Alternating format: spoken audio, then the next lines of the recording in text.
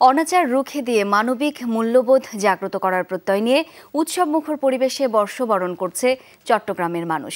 বৈশাখের প্রথম দিনে সবাই মেতে ওঠে প্রাণের উচ্ছ্বাসে। জীর্ণ পুরাতনকে বিদায় জানিয়ে নতুন দিনের আবাহন সবার কণ্ঠে। সকালে বর্ণাঢ্য মঙ্গল শোভাযাত্রায় অংশ নেন সর্বস্তরের মানুষ। চট্টগ্রামের প্রতিটি উৎসবস্থল ঘিরেই ছিল কঠোর নিরাপত্তা। ভোরের আলো ফোটার সাথে সাথেই পথে নেমে আসে চট্টগ্রামের বিভিন্ন শ্রেণী পেশার মানুষ।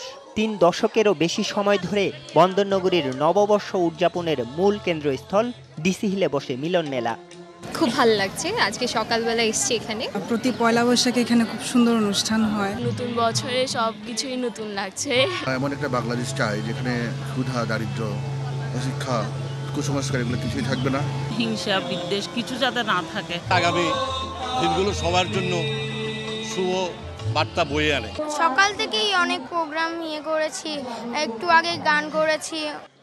প্রচণ্ড গরম উপেক্ষা করে বর্ষবরণের অনুষ্ঠানে মাতে উৎসবপ্রিয় বাঙালি। সবার কণ্ঠে ছিল অনাচার রুখে দিয়ে মূল্যবোধ জাগ্রত করার প্রত্যয়।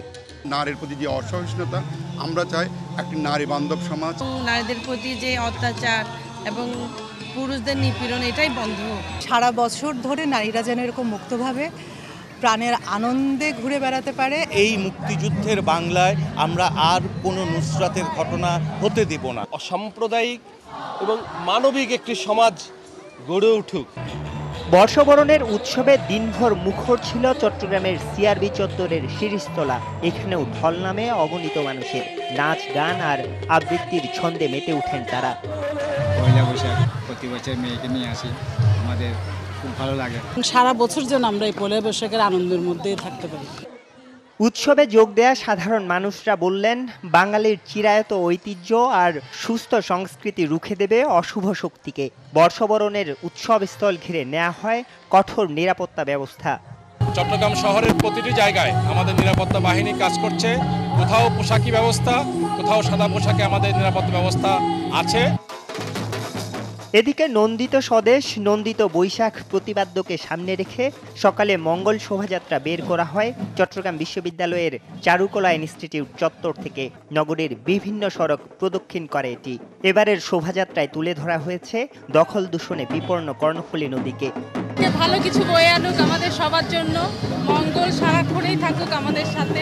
এই অন্ধকার সময়কে কাটিয়ে উঠবার জন্যই আমাদের এই পদযাত্রা এবং এই আমাদের প্রচেষ্টা। নুসরাতের মতো সেরকম নিষ্পাপ জীবন আমরা আর হারাতে চাই না। সামনের বছর শুভ হোক, মঙ্গল হোক, অন্যায়ের প্রতিবাদ হোক।